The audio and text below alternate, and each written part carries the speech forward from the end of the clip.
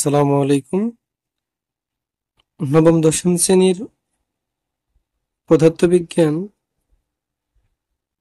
বল অধ্যায় থেকে কি ধরনের প্রশ্ন আসতে পারে বা কি ধরনের প্রশ্ন বিগত বছর বোর্ড পরীক্ষায় এসেছে তার উপর আমরা বেশ কয়েকটি ক্লাস নেব। তো দেখো, আমরা আজকে ঢাকা বোর্ড 2022 থেকে একটি প্রশ্ন আমরা সিলেকশন করছি, সেখান থেকে আমরা সমাধান দেখব। তো হুবহু প্রশ্নটা আমরা বোর্ড থেকে আসা হিসেবে নিইনি, আমরা একটু আহ, সহজ করে লিখছি। অর্থাৎ এই ধরনের প্রশ্নগুলো প্রথম স্টেপে কিভাবে কিভাবে আসতে পারে সেগুলো যখন আমরা শিখে যাব, তখন আমরা একটু কঠিন বা একটু ভালো ধরনের গাণিতিক সমস্যাগুলো আমরা সমাধান করব। প্রথম পর্যায়ে আমরা সহজ প্রশ্নগুলা ভালো মতো সমাধান করা শিখব। গাণিতিক দক্ষতা একবারে আসবে না, তুমি যখন অল্প অল্প শিখবে এবং নিচে থেকে প্র্যাকটিস করবে, তখন দেখবে তুমি ফিজিক্সের গাণিতিক সমস্যাগুলো সমাধান করতে পারবে। আচ্ছা দেখো, আমাদের এখানে যে উদ্দীপকটা আছে সেখানে এম অর্থাৎ 10 কেজি ভরের একটি বস্তু স্থির অবস্থায় আছে, সেখানে 5 সেকেন্ড যাবত 10 নিউটন বল প্রয়োগ করা হলো। 10 কেজি ভরের একটি বস্তু স্থির অবস্থায় আছে, 5 সেকেন্ড যাবত বল প্রয়োগ করা হলো। দেখো, আমরা কোনো বস্তুতে যতক্ষণ পর্যন্ত বল প্রয়োগ করি ততক্ষণ পর্যন্ত কিন্তু সেখানে ত্বরণ সৃষ্টি হয়, অর্থাৎ বেগের পরিবর্তন ঘটে। এখন আমাকে 1 নাম্বার প্রশ্নে বলা হচ্ছে বস্তুটির ত্বরণ কত।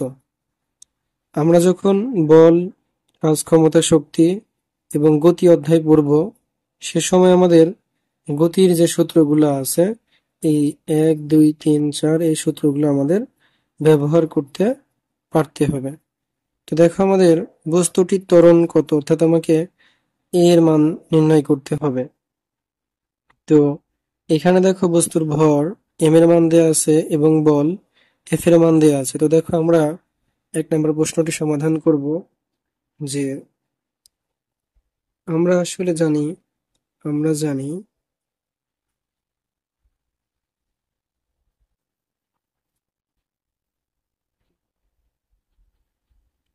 F equal M A. তো এই প্রশ্নে আমাদের এফ বলের মান এবং বস্তুর ভর এম এর মান দেওয়া আছে। আমরা সহজে এখান থেকে ত্বরণ এর মানটা বের করে নিতে পারবো যে এ ইকুয়াল, এ কে এক পাশে রাখলে এম যেহেতু এর সাথে গুণ আছে, তাহলে অন্য পাশে গিয়ে এম এর নিচে ভাগ হবে। এখন আমাদের এফ এর মান দেওয়া আছে, দেখো বস্তুর উপরে 10 নিউটন বল, এই যে 10 নিউটন বল এবং বস্তুর ভর এম দেওয়া আছে 10 কেজি। তাহলে আমরা এখানে বসিয়ে দেব 10, এখানে বসিয়ে দেব 10। 10 কে 10 দিয়ে ভাগ করলে উত্তর আসবে 1, অর্থাৎ এই বস্তুটার ত্বরণ হবে 1 মিটার পার সেকেন্ড স্কয়ার। ক নম্বর অর্থাৎ 1 নম্বর প্রশ্নটি আমাদের জন্য সহজ ছিল। এখন দেখো, আমরা 2 নম্বর প্রশ্নটির দিকে অগ্রসর হই। 2 নম্বর প্রশ্নটিতে বলা হচ্ছে 5 সেকেন্ড পরে এর বেগ কত। দেখো, যেহেতু বল প্রয়োগ করলে বেগের পরিবর্তন ঘটে এবং বস্তুটির কিন্তু আদি বেগ 0 মিটার পার সেকেন্ড, যেহেতু আমরা বল প্রয়োগ করতেছি তাহলে কিন্তু এর বেগটা অবশ্যই পরিবর্তন হয়ে যাবে। তো আমরা 5 সেকেন্ড পরে বস্তুটির বেগ কত হবে তা নির্ণয় করব। দেখো, আমাদের এই বস্তুটির আদিবেগ, অর্থাৎ এই বস্তুটি স্থির ছিল, তার আদিবেগ ছিল 0 মিটার পার সেকেন্ড। এখন আমি কিন্তু এই বস্তুটির উপরে দেখো কয় সেকেন্ড বল প্রয়োগ করছি, 5 সেকেন্ড বল প্রয়োগ করছি। তাহলে আমাকে টি এর মান ব্যবহার করতে হবে কত, 5 সেকেন্ড। 5 সেকেন্ড, 5 সেকেন্ড পরে আমরা তার বেগ কত সেটা নির্ণয় করব। এখন আমরা 1 নাম্বার থেকে এই বস্তুটার ত্বরণ এর মান বের করছি কত, 1 মিটার পার সেকেন্ড স্কয়ার। এখন আমাদের যারা গতির অধ্যায়টা করছি, দেখো গতির অধ্যায়ে আমাদের এই যে 1 2 3 4টা সূত্র, আর সমবেগের ক্ষেত্রে আমরা s ইকুয়াল ভিটি সূত্রটা ব্যবহার করি।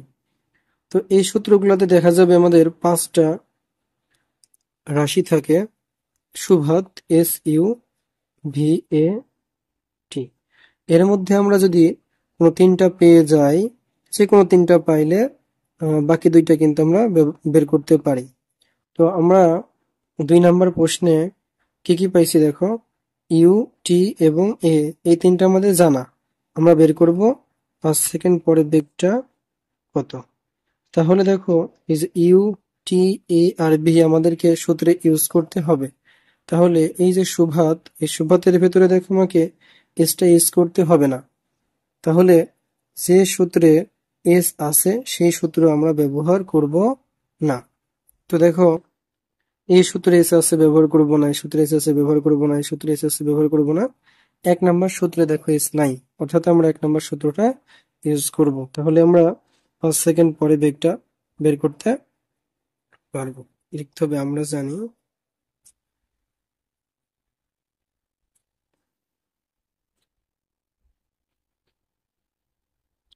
V equal U plus A টি।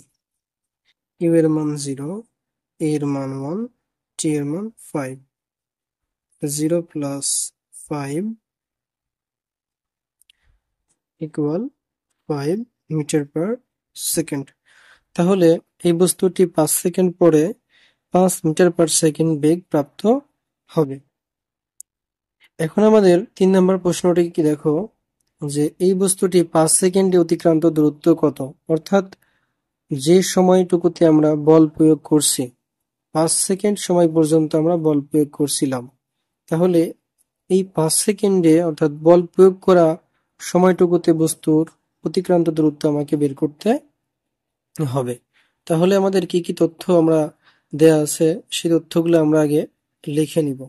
দেখো 3 নম্বর প্রশ্নে আমাদের এই বস্তুটার আদিবেগ 0 মিটার পার সেকেন্ড, এটা আমরা জানি। বস্তুটি আদি অবস্থায় স্থির ছিল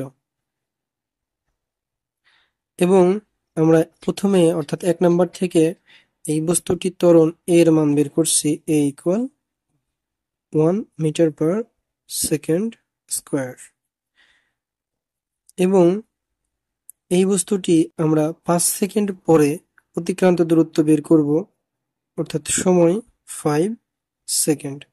তো দেখো আমরা এখান থেকে 1 2 3টা পেয়ে গেছি, আর আমাকে বের করতে হবে অতিক্রান্ত দূরত্ব এস ইকুয়াল হোয়াট।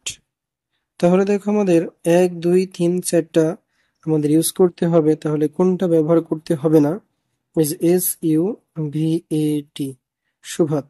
এর ভিতরে দেখো আমাকে এস ইউজ করতে হবে, ইউ ইউজ করতে হবে, এ ইউজ করতে হবে, টি ইউজ করতে হবে, ভি ইউজ করতে হবে না।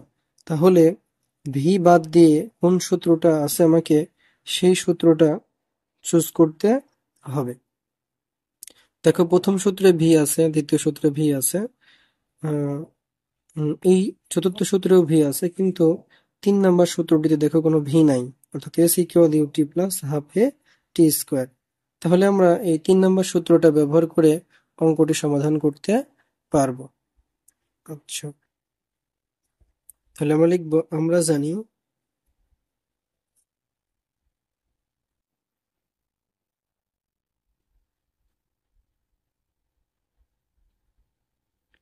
S equal